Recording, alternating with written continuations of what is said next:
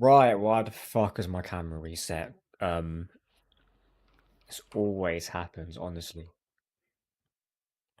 Just give me 1 second, if I can actually sort this out.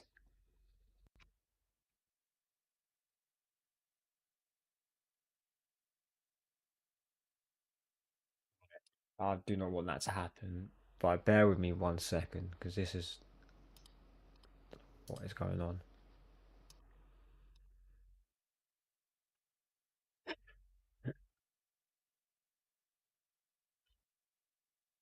Fuck's sake, what is going on with this?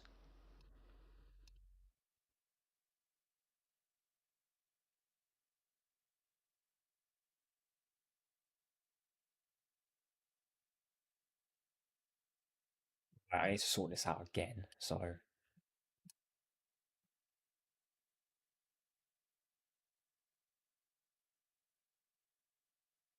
Right, okay, this should be working now, because don't know why this is taking so flipping long. But, right, that should be good enough now, I think. Right, let's just put this here. Okay, right.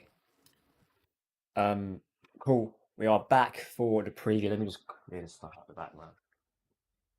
Apologies, I've been clearing out all day. It's been so fucking long, but we are back. We're back for a game, another Premier League game. We're back for the game preview for Sunderland. And I've said this before.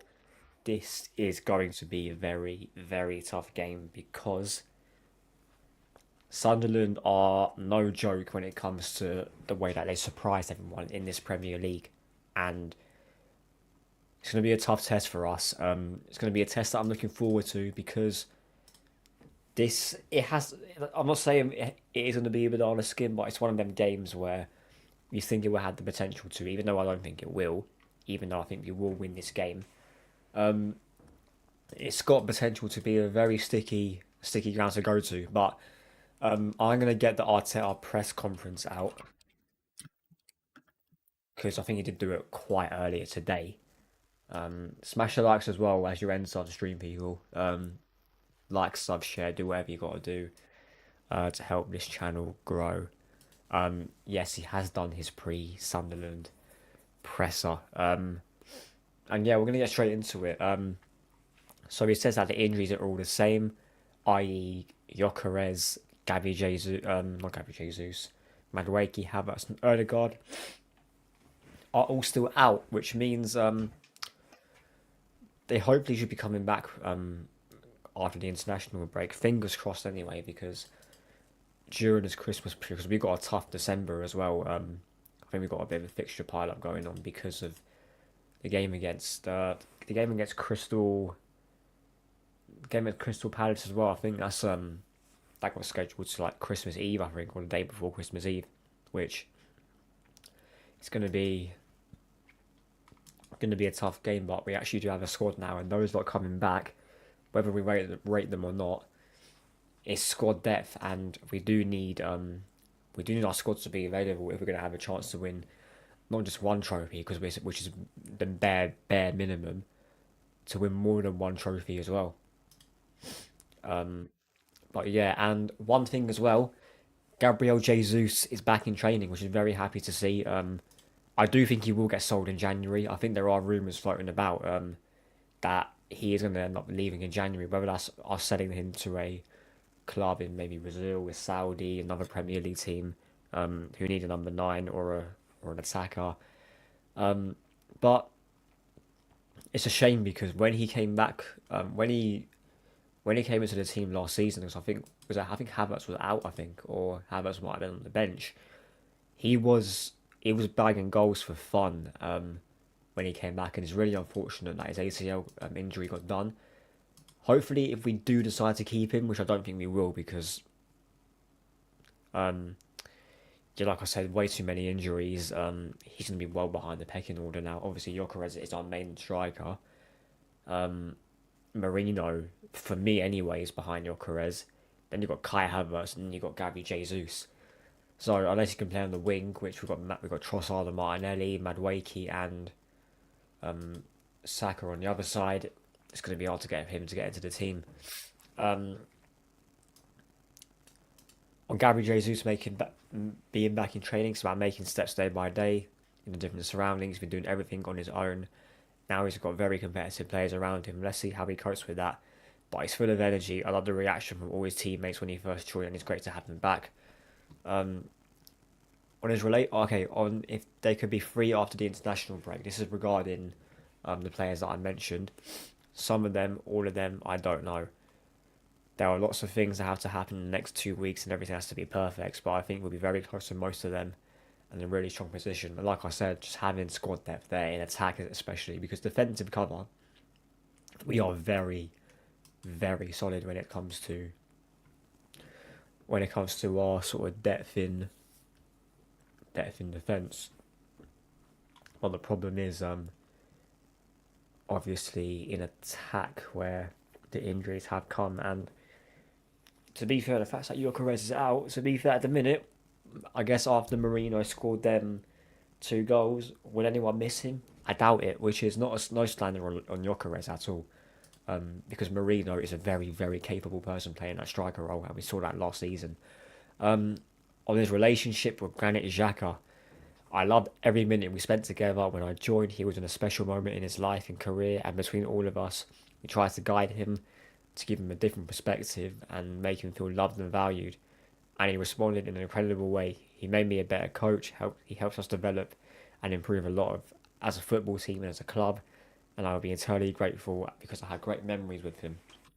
Now, Granit Xhaka, obviously signed for Sunderland, got named their captain as well. And to be fair, he has been quality from what I've watched across this season. I've not watched too much of Sunderland, but he has been very, very good from what I watched. And even the game against Everton, a couple. That was back on Monday, wasn't it? Yeah, the game against Everton on Monday, he was quality. Scored a very good goal as well. It did take a deflection, but still, he had to finish that anyway. Um, and yeah, he is a. One thing I'll say about Granit Xhaka, if you put him in the right system, like Arteta done, he can be a very good player. Defensively, he's not really all that. Going forward, however, his quality in like sort of the attacking areas and midfield, that is a massive problem to the opposition, because facing his own goal, he's very, very good. However, going back the other way, he is way too immobile, and I kind of compare his profile to Mikel Merino because I've never understood why we'd never deploy Merino as the as the box to box midfielder like Granit Xhaka was, because well, I say box to box more in the eight, like the attacking eight, because whenever um whenever Arteta's played Declan Rice and Marino together, he's always put Rice in the six and Marino no, sorry, Rice in the eight, Marino in the six. Don't know why. Because, and to be fair, one thing I'll say is that Granit Xhaka had Thomas Partey behind him, or Jorginho, who are both very, very good number sixes. Obviously Jorginho is much less mobile. However, I actually would think as a midfield of Zubimendi and Granit Xhaka, that would work very well. That would have worked very well if Xhaka for some reason stayed for longer. Obviously he didn't. He left. And to be fair, he's done the absolute madness with Leverkusen after he left. So I guess fair play to him. But yeah, we'll move on. And if you wanted Granit to stay in 2023, he did it once because yeah, when they extended his contracts, I think that was in 2021, the season after lockdown.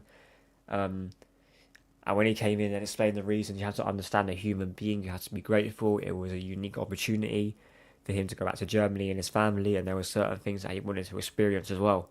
I believe it was the right moment, and he's very honest and straightforward as he always is, and we found a way to find a good solution for all of us. And to be fair, for a while we were missing Granit Xhaka. I'll be so honest. I like Declan Rice a lot, but he can't play that single attacking eight role. He can play in the pivot box to box, but he can't play the way that Granit Xhaka done. I like Declan Rice as a player, don't get me wrong, but yeah, certain profiles. Um, you need certain players for certain profiles. Um, on Pep Guardiola managing his 1,000th game this weekend. Don't know what that's got to do with this one. Um, what a number, what a career, what oh, bloody I ain't reading all that. basically it's Pep Guardiola's 1000th game, and he got asked as well if he's watching a game against Manchester City versus Liverpool. He's saying that I'm just focused on tomorrow's game. The basic press conference answer on if he's surprised by Sunderland's performances this season. These are the questions I want to see. I don't want to see all these random loving, fucking like loverbird fucking questions. We got to be seeing questions like this. Um, Not surprised when you analyse them and see how well organised they are, how they adjust to things, and the spirit they have within their team. I'm not surprised. They fully deserve the position that they have at the moment. We know the type of game that we expect to play tomorrow and where the opportunities are and the things that we have to do very well to beat them, and that's what we're going to do. And to be fair, it's going to be interesting. It's going to be interesting to see how they play tomorrow. Are they going to press us like Slavia Prague did? Are they going to sit behind the ball and let us have the ball? I don't know yet because the games that I've watched with Sunderland, um, the games that I watched them they play, our team when they play teams to a similar level, like the likes of Everton, like the likes of what other game I watched, I can't remember. I watched a bit of their game against West Ham. There was one other game as well, I can't remember. Yeah, but anyway, it's going to be interesting to see because I don't think they are going to have a go at us because we'll just pick them off easily. I think they will let us have the ball. They are going to say to us, you know what, break us down. I think they will. They'll be happy to let us have the football. To be honest, I don't really see how else they're going to play. Obviously, with them being at home, they're going to start quick. I'd hope anyway. Or I'd reckon they will. But it's up to us to quieten the crowd because I've not been to Stadium of Light, but I can imagine how sort of how good the atmosphere would be when they get going. And to be fair, the games that I watched, they're like a team that they run it like they're athletic, they're hard to beat at times. They got pace on the counter. It'll be interesting to see. Big up to Zaki. He says, "Nice start. Good luck with your channel. Gunner's always rocking." Yeah, come on, man. Big up to yourself as well. And yeah, nice to see some fellow Gunners positive about this game. I'm positive about this game as well. I think we will win, but I'll get onto that later after this press conference. But to be fair, I think I'll be more pissed if we can see the goal than lose a game. But yeah, on how we can continue to improve. Actually, no, okay. Oh yeah, okay. Let's do this one on how we continue to improve everything because you learn from your team, from your players every single day, from the opponents that you play every single time, and that's information that is valuable to us. Tomorrow is going to be a different game to Tuesday, a very different game to Tuesday, and to the week before. We need to read it. We need to understand very clearly what the game requires, what we have to do better than them, and hopefully beat them. And to be fair, at the minute, we're very good. Let's not get it twisted. We are very good. I just want to see way more attacking patterns. I want to see the handbrake off a little bit because it's all good having a solid defensive record. There is going to be a point where we don't score early. Maybe we go a goal behind. Maybe we go 2 goals behind. Maybe we're under the cosh a little bit and we need to actually stick it on the other team. Pause. There's so many variables in terms of what can happen because if we look at our defence, Gabriel Saliba, they've been solid this season. Calafiori's played really well this season. Julian Timber, you know what you get from him. However, there is going to be a game where, let's say Calafiori's out of position, Gabriel might have a bozo moment, Saliba might have a brain fart and lose a header. All this stuff has happened before in the past, and it can happen again. Hopefully it won't. However, you got to prepare for them type of variables, and the fact that I was thinking about this earlier. The past couple seasons, we've gone on a stupid losing. We've got like a 1 win in 7 over the past couple seasons. Thankfully, it's not happened yet, and hopefully it doesn't. At the minute, it looks like it's not going to happen. However, you can't be too careful. We just got to keep our feet on the ground and just continue playing the way that we're playing, and hopefully, just keep on winning games. And I've said this before. I think I might have said it on the channel.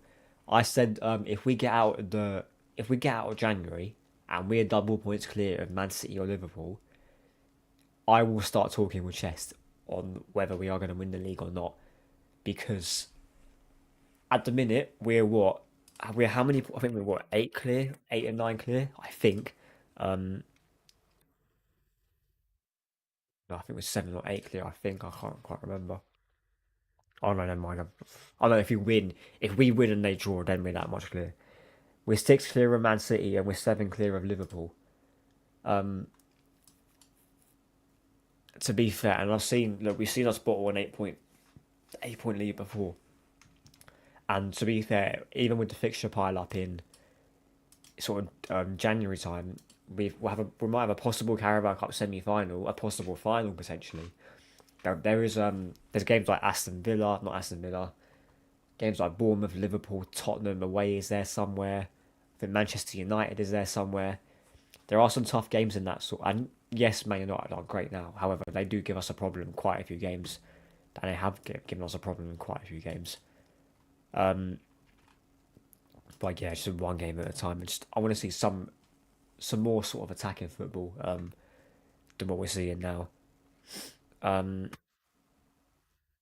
on if we are the only team that can stop ourselves from winning the league.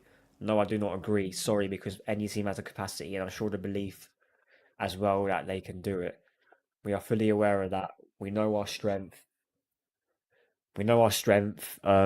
We know the things that we have to improve as well as we just focus on that. Um, and to be fair, I kind of hear what he's saying, but to be fair, there have been so many times that we have shot ourselves in the foot.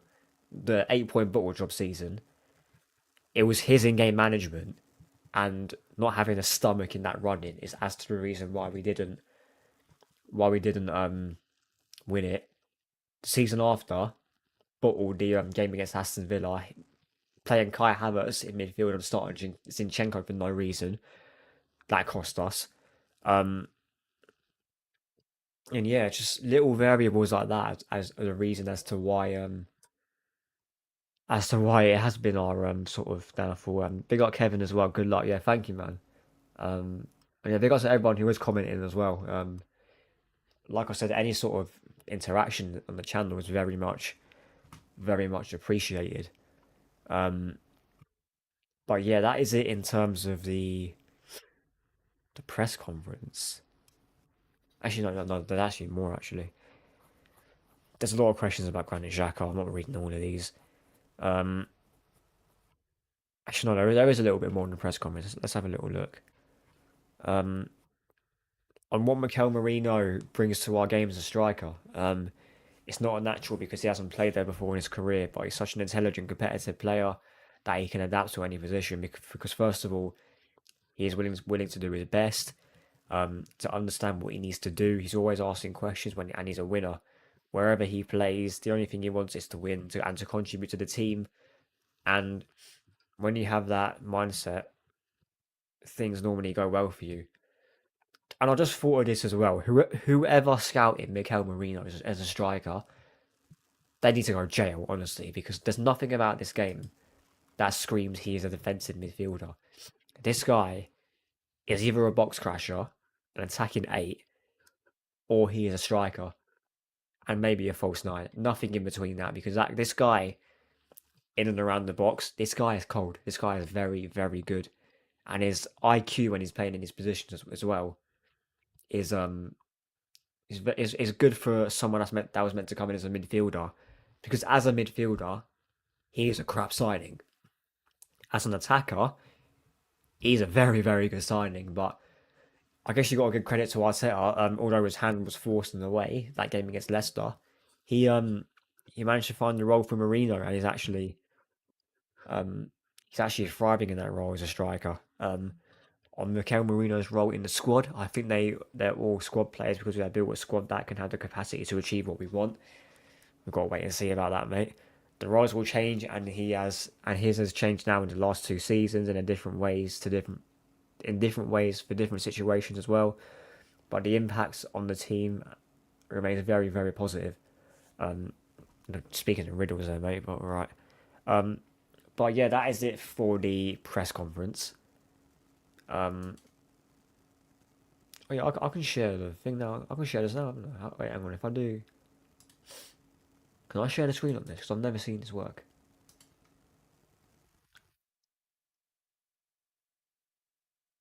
Oh shit. Okay. Right. I just learned how to do that now. Okay. That is very helpful in the future because I've never actually been able to do that myself. But well, okay, I've just disappeared now. Um, but yeah, that is very very helpful. But anyway, Sunderland against Arsenal preview. That's what you're all here for. I do think we'll win. I think we. I don't think we will concede. Actually, do I think we will concede? I was thinking about this earlier because Sunderland, at any given point, they can pile pressure onto you, and being at that ground as well, it's going to be a good atmosphere. But I'm going to say we're not going to concede. That's not as confident as the other sort of games though, because obviously Sunderland have been a surprise outfit this season. I'm gonna go. I'm gonna go for a score prediction of. I'm gonna go 2-0. I think we'll get an early goal, but I think there will be moments where we are under the cosh, and I think we'll nick it late. In terms of getting a second goal. In terms of team lineup, I reckon it'll be David Raya in goal, Gabriel Saliba, Timber. I think it's like Calafiori. Calafiori at left back. Zubimendi will start. Rice, Eze, Kai Saka, Leandro Trossard, and then Mikel Merino up front. Um, Pretty straightforward, really. Most people will go with that lineup. Obviously, Zubimendi was suspended. I think it was suspended anyway. Um, well, he was suspended, but there were worries of an injury before the game against Slavia Prague. Um, but yeah, I will go with a 2-0 scoreline prediction. Let me know in the comment section below what you guys think of the game. How will it go? Do you think Arsenal win? Do you think Sunderland will surprise us with anything? But like I said, I think we will get the job done. And I think it's important as well to go into the international break with a positive result because we got Tottenham straight after. Um, Obviously, it's a North London derby, so form can go out the window. But not in this case. Let's be real. But um, that is it from me. 1